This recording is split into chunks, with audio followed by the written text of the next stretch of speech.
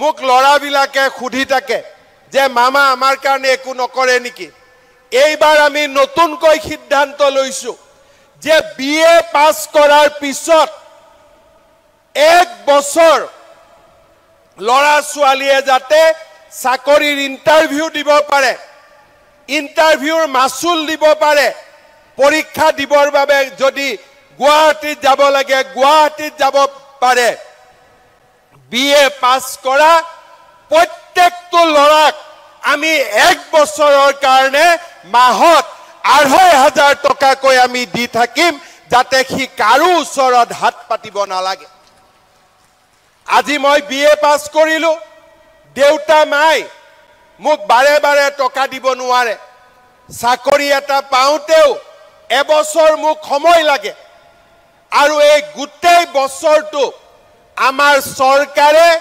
সেই লৰাজনৰ বেংক একাউণ্টত আমি ২৫০০ টকাকৈ আমি দি থাকিম শ্ৰদ্ধা ৰাইজ মহিলাসকলৰ বাবে আমি এটাৰ পিছত এটা নতুন আঁচনি অৰুণোদয় নিযুত মইনা অহা ১ এপ্ৰিলত মই বিহালীলৈকে যাম আৰু তাত নতুন আৰু এটা আঁচনি আৰম্ভ কৰিম যাৰ বিষয়ে আপোনালোকে জানে যে প্ৰত্যেক গৰাকী মহিলা আত্মসহায়ক গোটৰ সদস্যলৈ ১০,০০০ টকাকৈ যি দিয়াৰ আঁচনি আছিল ১ তাৰিখে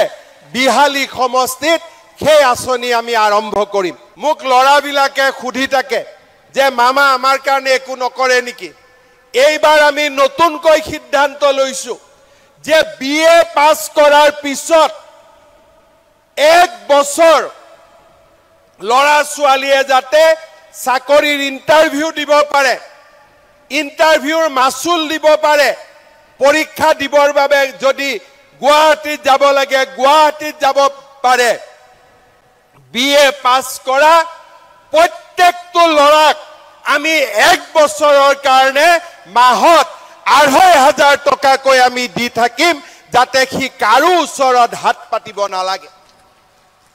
আজি মই বিএ পাস কৰিলো দেউতা মাই মোক বাৰে বাৰে টকা দিব নোৱাৰে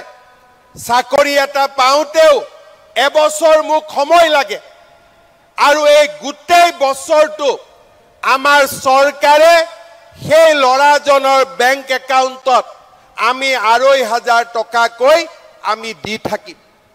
শ্ৰদ্ধা ৰাইজ মহিলাসকলৰ বাবে আমি এটাৰ পিছত এটা নতুন আঁচনি অৰুণোদয় নিযুত মইনা অহা ১ এপ্ৰিলত মই বিহালীলৈকে যাম আৰু তাত নতুন আৰু এটা আঁচনি আৰম্ভ কৰিম যাৰ বিষয়ে আপোনালোকে জানে যে প্ৰত্যেক গৰাকী মহিলা আত্মসহায়ক গোটৰ সদস্যলৈ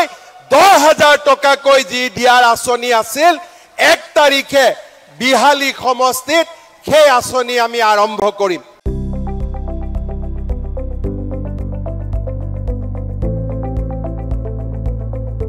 NB নিউজ সহজ সৰল ভাষাত নৱভাৰতৰ কথা